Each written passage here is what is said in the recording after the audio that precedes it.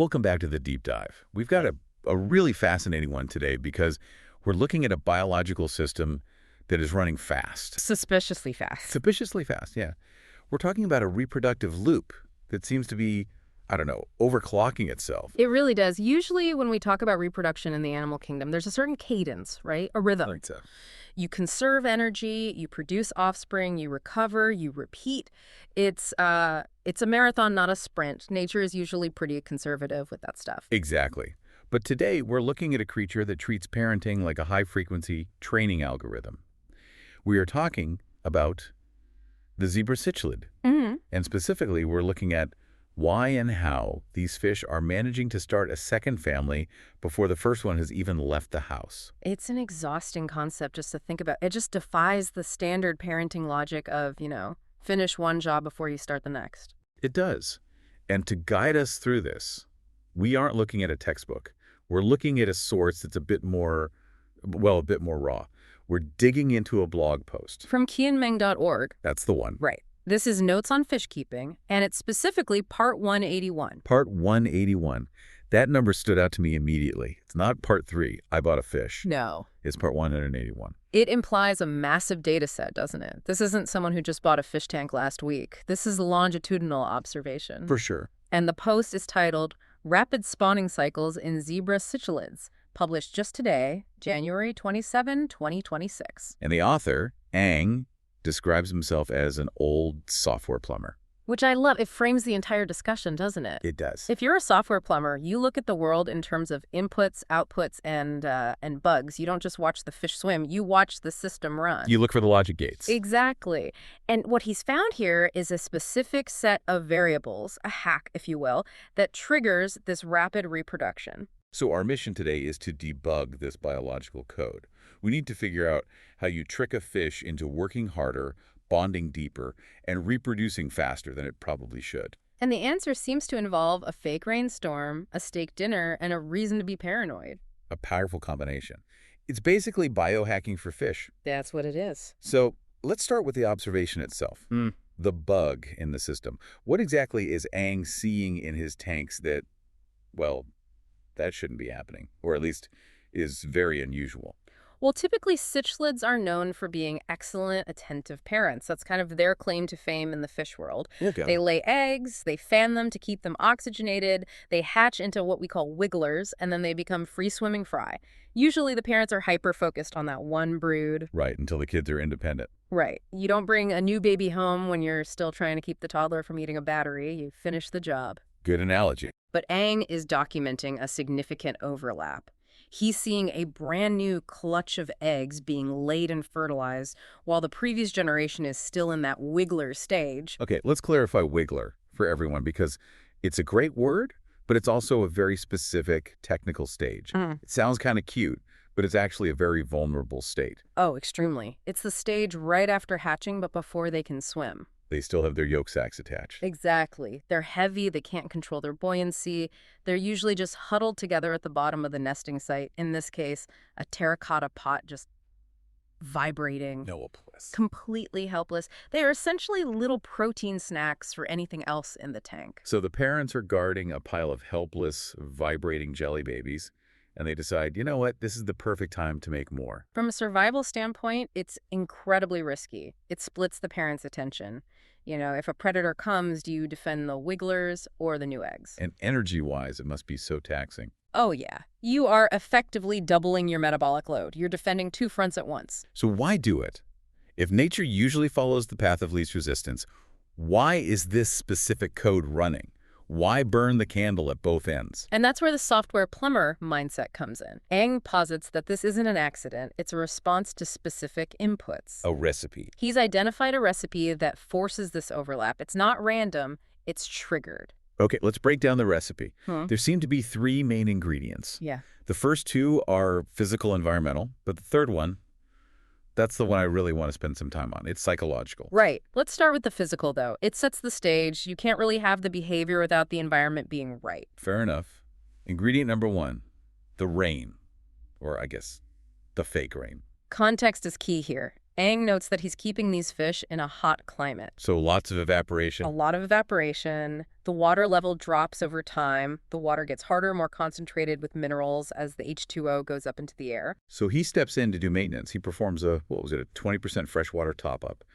He just pours more water in. Right. To us, that's just cleaning the tank. It's a chore. But you have to imagine the sensory experience for the fish. Suddenly, there's this rush of cool, fresh water. The pressure changes, the chemistry changes, the temperature drops just a little bit.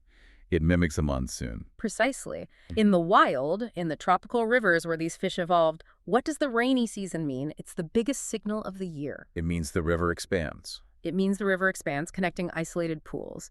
It means bugs and organic matter get washed into the water. It means waste gets diluted. Yeah. Basically, rain is the universal biological signal for abundance. It says the hard times are over. Exactly. It's a green light. It tells the fish, if you have babies now, they won't starve and they won't get trapped in some drying puddle. So the software receives the input. Variable. Water quality equals high. Variable. Season equals rainy. That executes the subroutine to prepare for spawning. It's an ancient code deep in their DNA. But you can't build a house without bricks.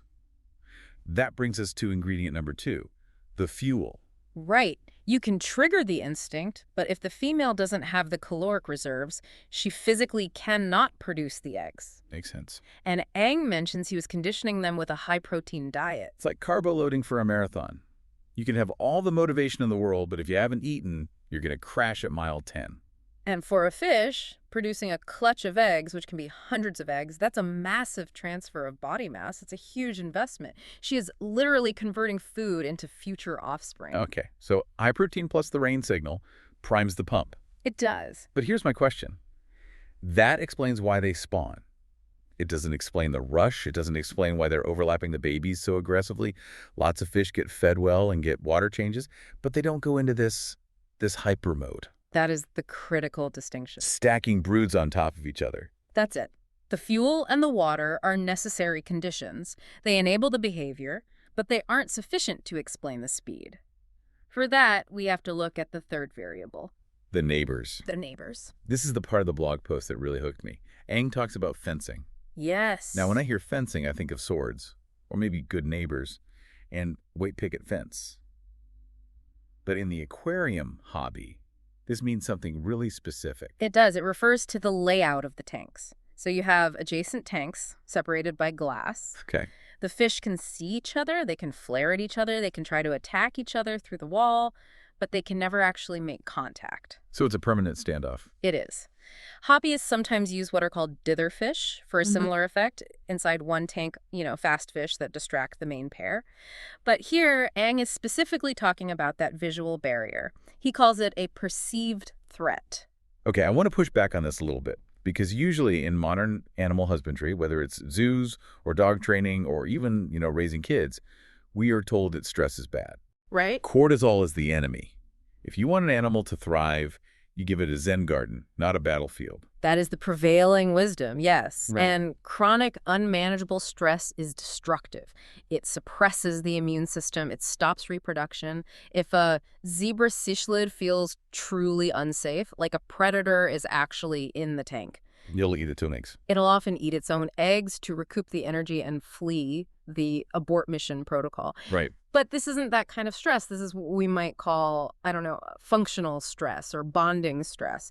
It hits a very specific sweet spot. So how does that work? Why does being threatened make them better parents? Well, think about the social dynamic of a pair of cichlids. They are aggressive fish by nature. They have a lot of energy. If they are alone in a tank with nothing to do, who is the only target for all that aggression? Each other. Exactly. Domestic violence, essentially.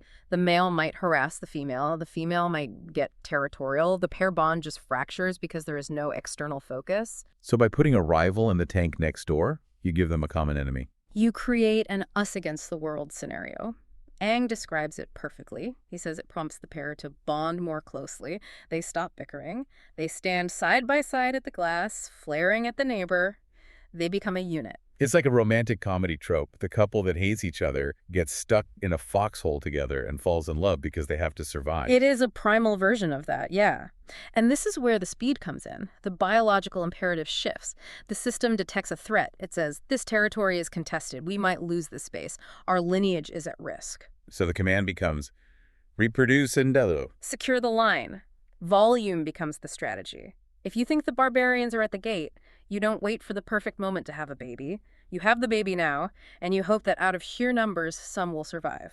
So the Wiggler overlap, this hyperspeed breeding, is actually a panic response, a defense mechanism. Defense mechanism is probably the better term. It's a calculated acceleration. They are rushing the cycle to maximize output before the perceived encroachment happens. But the encroachment never happens. It never happens. The glass holds.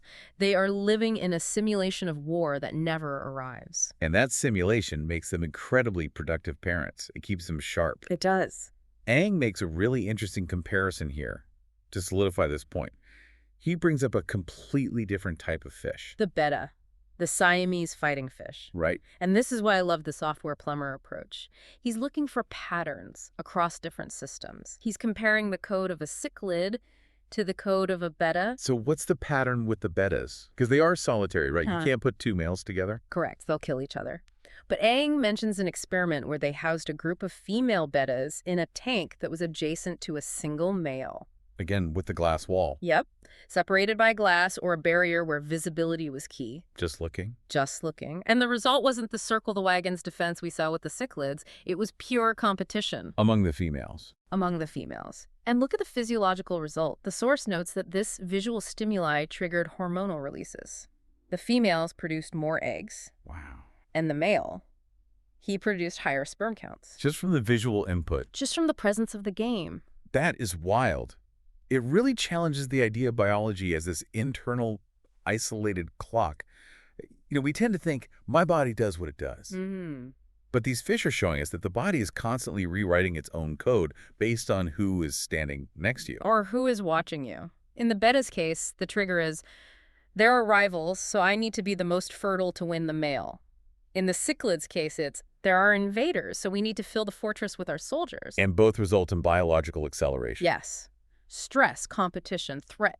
These are the catalysts. Comfort is not a catalyst. Comfort is for retirement. Which brings us to the bug in the data. Because every good scientific observation has an outlier, right? If the theory is perfect, I start to get suspicious. Chuckles, the outdoor mystery. Right.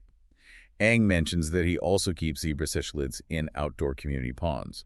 Now, intuitively, if I asked you where a fish would be happiest, you'd say the pond. Of course. It's bigger, it has real sunlight, it has real bugs, it's natural. You would assume that's the optimal environment, the gold standard. But Ang writes, we've not observed this specific frequency of spawning in the ponds.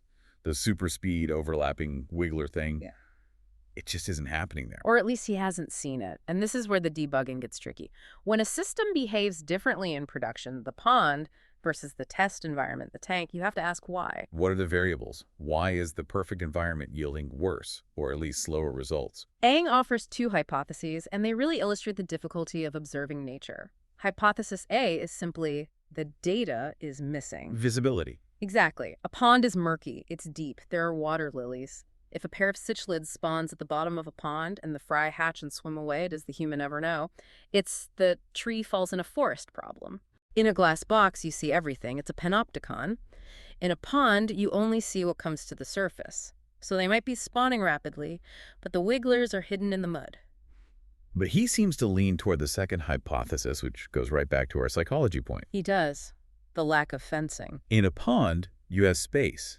If a neighbor comes too close, you chase them away, and they actually leave. They swim to the other side of the pond. The threat is resolved. The stress is temporary. You chase the intruder. He leaves. You go back to relaxing. Whereas in the tank, the neighbor is behind the glass. We chase him. He hits the glass. He turns around, and he's still there. The threat is permanent. The signal is constant. So in the pond, because they can resolve their conflicts and live a more peaceful life, they might actually revert to that slower, more natural reproductive rhythm. So the bug we're observing might actually be the natural state. And the rapid spawning in the tank is the aberration caused by our artificial setup. That is a very, very strong possibility. We might be observing a stress-induced hyperproductivity in the aquarium that simply doesn't exist in the wild. Why not? Because in the wild, you can swim away from your problems. Wow. It really makes you wonder about the definition of success in keeping animals. We look at the tank and say, wow, look at all these babies. They must be so happy. When in reality, they might be thinking, we are under siege. We need reinforcements. It's a total paradox. Yeah. We judge their thriving by their reproductive output, but that output is actually driven by anxiety. And that is the nuance that Aang captures so well. He doesn't say, this is the answer. He ends the post with a question. Right. He asks, is it possible that they are spawning, but these instances simply go unnoticed? He leaves the ticket open. He hasn't closed the bug report. That humility is crucial. He's acknowledging that the observer is part of the experiment. He's part of the system he is debugging. And that the environment we build for them determines the code they run. We are the programmers. So if we were to summarize the Software Plumber's Guide to Zebra Cichlids, what are the takeaways? For a listener with a tank at home or just someone interested in how biological systems react to pressure, what's the summary here? I'd say it's a 3-step protocol. Step 1, input resources. You need the high-protein diet. You cannot get output without input. You need the bricks to build the wall. Step 2, signal opportunity.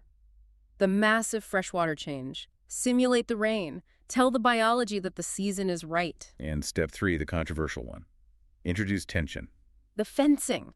Provide a visible but unreachable threat to trigger the pair bond and shift the priority to defense via reproduction. It's a little Machiavellian when you put it like that. It is, but it's effective. You know, it makes me look at my own work habits, to be honest. How so? Well, when do I get the most done?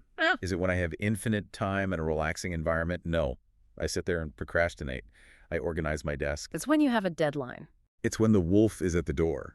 It's when the boss is in the next office, the glass tank next door, and I feel that pressure. That's when I produce. So you're saying we are all just Zebra Cichlids responding to artificial rainstorms? I think there's a lot of truth to that. We function on pressure, we bond over common enemies, and sometimes we mistake panic for productivity. That is a profound thought, and it aligns perfectly with the source. The success of the tank is driven by the constraints of the tank. Before we wrap up, I want to touch on one last thing. That title, Part 181. We mentioned it at the start. Why does that matter so much? Because it reminds us that nature is slow to reveal its secrets. You don't learn this stuff in Part 1. You don't notice the correlation between the water change, the diet, and the neighbor fish on the first try. You notice it on the 181st try. It's the iteration. It's the debugging. You change one line of code, the diet, nothing happens. You change another, the water, maybe something happens. You add the neighbor, boom, the system compiles. You only get there by being an old software plumber, by sticking with the problem long enough to see the pattern. That's a great lesson for any field. The data is there, but you have to be patient enough and observant enough to spot the anomaly. Exactly. So to our listeners, next time you look at a fish tank or your garden or even your office, try to look at it like a system. What are the inputs? What are the signals? And are you performing because you're happy or because there's a shark in the tank next to you? A question worth asking. That's it for this deep dive into the high-speed, high-stress world of Zebra Cichlids.